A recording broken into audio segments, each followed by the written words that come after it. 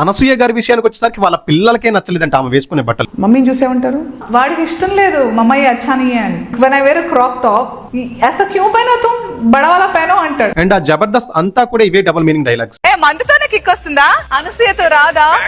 మీది ఇంకా లేస్తుంది అది పడుకుంటుంది. ఆ సినిమా సాంగ్స్ చూసినా అంతా డబుల్ మీనింగ్. కిల్లి మంజారో బళ్ళబళ్ళి మంజారో నా సోకు పళ్ళే తిని వెన్ను బట్టి ఆరబెట్టై హని. అప్పుడు ఎక్కడికి పోయారు ఇప్పుడు శివాజీ అని ప్రశ్నించే వాళ్ళంతా. అయినా దేశంలో ఇంకా ఎన్నో రేపులు, ఆడవాళ్ళపై డొమెస్టిక్ వైలెన్స్, ఈ రోజుల్లో కూడా ఆడవాళ్ళకు చదువులు ఎందుకు అని చెప్పేసి అణచివేతలు, ఇలా ఎన్నో జరుగుతున్నాయి. ఈక్వాలిటీ కావాలంటే ఇలాంటి విషయాల్లో వచ్చి మాట్లాడితే గరికపాటి గారు అయినా శివాజీ గారు అయినా ప్రస్తుత సమాజాన్ని, సినిమా వాళ్ళని ఉద్దేశించి కొంచెం మంచి బట్టలు వేసుకోండమ్మా అని చెప్పేసి మంచి మాటలే చెప్పినారు. వాళ్ళేం జీన్సులు టాపులు వేసుకోవద్దని లేదా ట్రెండీగా మోడర్న్ గా ఉండొద్దని చెప్పలేదు. బట్ ఏదైనా లిమిట్స్ లో ఉంటే మంచిదన్నట్లు చెప్పినారు. ఇక్కడ వాళ్ళు చేసిన తప్పేంటంటే ఏదో ఫ్లో లోనో లేక ఏదో ఎగ్జాంపుల్ చెప్పబోయి శివాజీ గారు సామాన్లు అనే వర్డ్ యూజ్ చేయడం, దానిపై చాలా మంది రియాక్ట్ అయ్యారు. అండ్ శివాజీ అన్న కూడా సారీ చెప్పారు. సార్ విప్పి చూపిస్తూ మోడర్న్ ఏంటి సార్, నువ్వు దాచుకోవాల్సిన శరీర భాగాల్ని నీకు ఎదురైన ప్రతి మగవాడికి చూపిస్తున్నావు.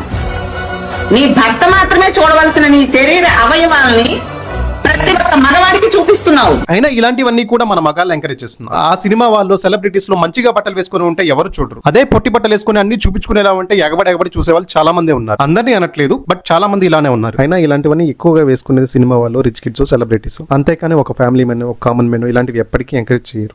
మీ కళ్ళ ముందే ఓ ఆడపిల్ల అందరినీ కనపడివ్వకుండా చేస్తుంటే చూస్తూ ఊరుకుంటారా? ఈ దారుణాన్ని ఆపే మగాడెవడు లేడా? అనసూయ గారిని, అనసూయ లాంటి వాళ్ళని నేను సపోర్ట్ చేస్తాను.